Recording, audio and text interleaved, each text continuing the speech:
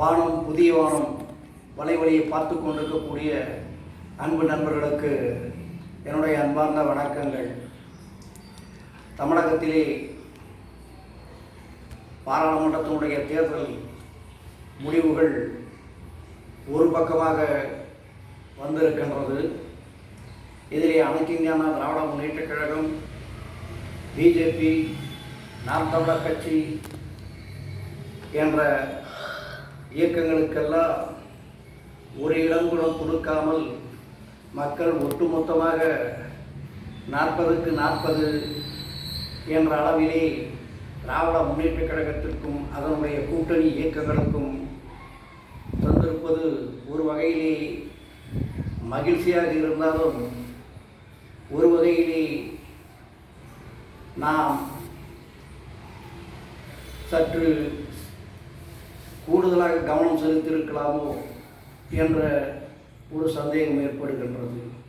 காரணம், ராகுல் காந்தி அவர்களுடைய தலைமையிலே இந்திய கூட்டணி ஆட்சி அமைத்துவிடும், நிச்சயமாக தமிழகத்தினுடைய உரிமைகள் அனைத்தும் நாம் மீண்டும் பெற்றெடுத்து விடலாம்,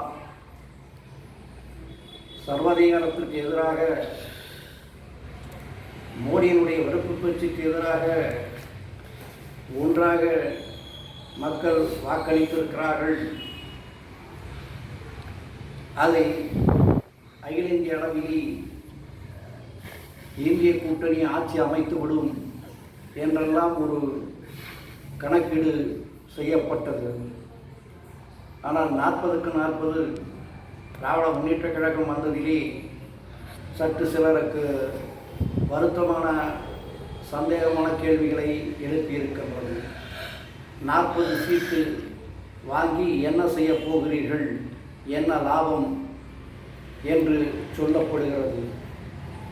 லாபம் இருக்கிறதோ இல்லையோ, இந்திய கூட்டணி அமைத்திருந்தால், ஆட்சி அமைத்திருந்தால், மத்தியிலே பிரதமராக இந்திய கூட்டணி சார்ந்தவர்கள் ஒருவர் வந்திருந்தால் தமிழகத்தினுடைய வளர்ச்சி இந்தியாவிலே எந்த மாநிலமும் அப்படிப்பட்ட ஒரு வளர்ச்சியையும் ஏற்பட்டிருக்காது.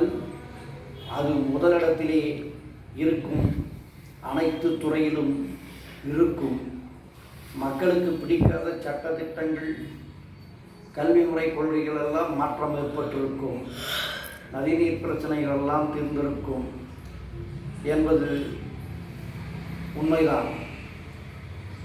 ஆனால் 40 வாங்கி என்ன செய்ய போகிறீர்கள் என்ற கேள்விக்கு 240 வாங்கி பிரதமர் நரேந்திர மோடி ஒரு சூழ்நிலையின் சிக்குண்ட பிரதமராகத்தான் இருப்பாரே தவிர சுதந்திரமான பிரதமராக 240 வாங்கியும் அவர் இருந்துவிட மாட்டார் என்பது இங்கே நாம் கூட்டிட்டு காட்ட வேண்டும்.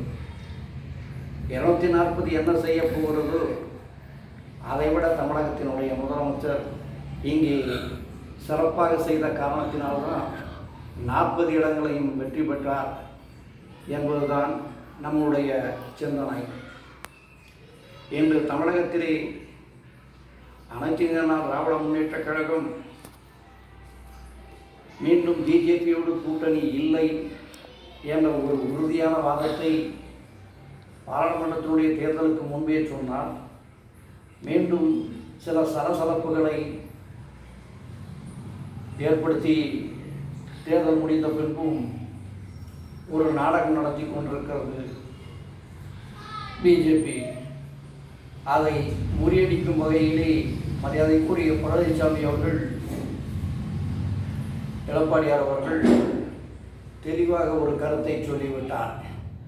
26லும் சட்டமன்ற தேர்தலிலும் நாங்கள் பிஜேபியுடன் கூட்டணி அமைக்கப் போவதில்லை, இது உறுதி என்று சொல்லிவிட்டார். ஆனால் மற்ற அந்த இயக்கத்தினுடைய ஒரு சிலர் மீண்டும் சசிகலா வர வேண்டும், டிடிவி தினகரன் வர வேண்டும், ஓபிஎஸ் பன்னீர்செல்வம் அவர்களெல்லாம் வர வேண்டும், கட்சியை ஒன்றிணைக்க வேண்டும் என்று பெங்களூர், புகழேந்தி போன்றவர்களெல்லாம் மிகவும் வற்புறுத்தி கொண்டிருக்கின்றார்கள். கட்சி தொண்டர்களும் சில மாவட்டங்களிலே வற்புறுத்தி கொண்டிருக்கின்றார்கள். ஆனால் மரியாதைக்குரிய எடப்பாடி அவர்கள் உறுதியாக சொல்லிவிட்டார். இன்றைக்கு நம்முடைய மக்கள் சக்தி குறையவில்லை. தோற்றிருக்கலாம், வெற்றி தோல்வி என்பது சகஜம்.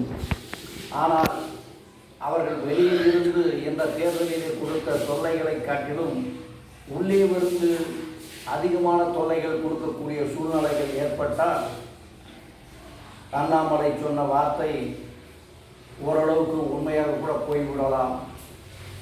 ஆகையால் அவர்களை நிச்சயமாக நாங்கள் இணைக்க மாட்டோம் என்ற ஒரு உறுதியான நிலைப்பாடை எடுத்திருக்கின்றார்.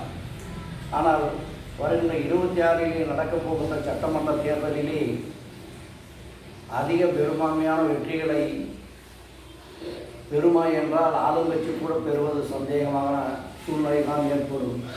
காரணம், புதிய வரவாக விஜயின் வெற்றி கழகம் அந்த 26 தேர்தலிலே களமிறங்கும். அப்போது இளைஞர் பட்டாளங்களெல்லாம் அவர் அணியிலேயே அணிதிரண்டு நிற்பார்கள். அப்போது அவருடன் யார் கூட்டணி அமைக்கப் போகின்றார்களோ அவர்கள் பக்கம் வெற்றி பெரும்பான்மையாக திரும்பும். ஆனால் அதற்கு பின்பு பல பெரும் கட்சியாக இருக்கக்கூடிய புரட்சி தலைவர், புரட்சி தலைவி அவர்களெல்லாம் வளர்த்த இயக்கம் என்று நம் எடப்பாடி அவர்கள் சிறப்பாகவே நடத்தி கொண்டிருக்கிறார், நிர்வாகம் செய்து கொண்டிருக்கிறார். இருப்பினும் அந்த இளைஞர் பட்டாளத்தை ஈர்க்கின்ற வகையிலே நம்முடைய எடப்பாடியார் அவர்கள் செயல்பட வேண்டும். மேலும் இளைஞர் பட்டாளங்களை உறுப்பினராக சேர்க்கின்ற வகையிலே கட்சியை உருவப்படுத்தினால்தான் அடுத்த தேர்தலிலே நிச்சயமாக அவர் ஆட்சியை பிடிக்கக்கூடிய இடத்தை அவர் சொல்வது போல் வருவதற்கான வாய்ப்புகள் இருக்கும். ஆகையால் 26 தேர்தலை கணக்கிட்டு பார்த்தால் இன்றைக்கே பிஜேபி ஒன்றுமில்லை. ஆனால் நாம் தமிழர் கட்சி பல இடங்களை பிடிப்பதற்கான வாய்ப்புகள் உண்டு. பிஜேபி தன்னுடன் இணைக்கப் போகும் கூட்டணி இயக்கங்களை வைத்துத்தான் 26 சட்டமன்ற தேர்தலிலே எப்படிப்பட்ட வெற்றியை பெறும் என்பதை நாம் கணக்கிட முடியும். ஆகையால்